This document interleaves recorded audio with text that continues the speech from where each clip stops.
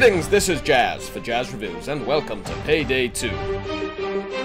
I never got the chance to test out the first game, but on the other hand, this title now has a much bigger budget, and we can already see it's becoming very, very popular.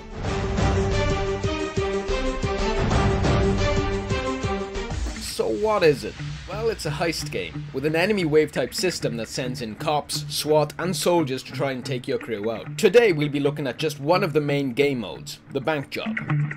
So the objective, rob as much cash as you can and get the hell out. So there are two real approaches to taking on a vault, using stealth or the hard way. Stealth would involve disposing of cameras with the ECV jammer, restraining NPCs, answering guards' pages, and nabbing the bank manager's keycard. To this day I still haven't been able to successfully take over a bank this way. Some civilian or employee is always able to alert the cops. So here is some glorious footage of the typical Payday heist. Once the drill is installed, your crew of 4 must wait. During this period, you'll encounter wave and wave of enemy forces until things get really hectic with enemy tasers and shields.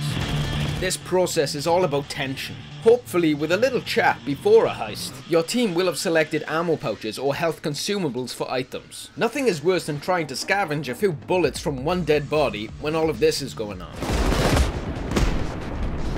The combat in Payday is brutal. The recoil really does give the player a hard time, and you'll find enemy AI is ruthlessly efficient in quickly returning fire on your person.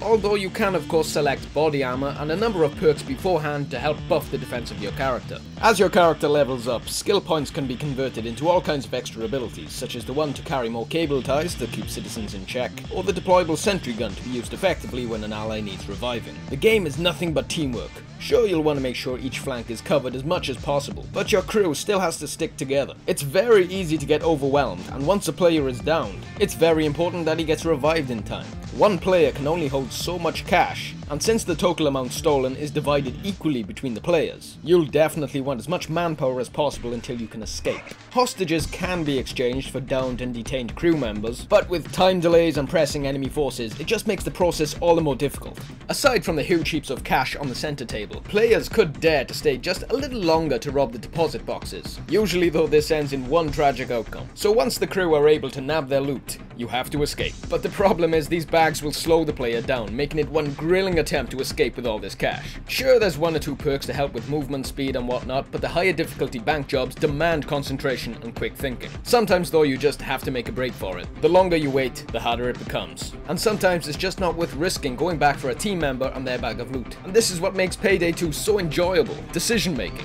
With a range of unlockable masks and weapon attachments and customization, there's plenty of reasons as to why you may want to check out this game, available now on the Xbox 360, PS3 and PC. This has been Jazz for Jazz Reviews, and this has been Payday 2, developed by Overkill Software, published by 505 Games. I hope you enjoyed the video, and on a side note, my channel has just hit 100,000 subscribers. How the hell that happened, I don't know. So I'd like to thank the same old names which time and time again choose to comment and rate my videos. And for updates on future videos, follow my Twitter, which can be found in the description below. But thanks a lot for watching, and I'll see you next time. Cheers.